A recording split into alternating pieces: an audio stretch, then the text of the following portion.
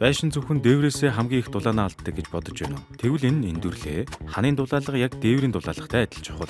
Өвлийн улиралд байшингийн ханаар дамжуулан дулаан алдагдах нь эрчим хүчний зарцуулалтыг нэмэгдүүлж халаалтын зардлыг өсгөдөг. Үүнийг шийдэх хамгийн үр дүнтэй арга бол ханын дулаалга хийх явдал юм аа.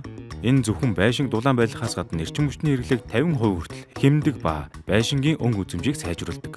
Ханын дулаалга хийхдээ хэд хэдэн үе шаттай ажил явагдана. Модон бүтээстэй байшин гэрд сөвөнгөөр 15 см зузаантай дулаалдаг бол тоос эсвэл хөнгөн блокоор хийсэн ханд EPS хөөсөнцөр хавтангаар дулаалдаг. Ингэснээр гадны нөлөөллөөс хамгаалж дулааны алдагдал эрс багасна.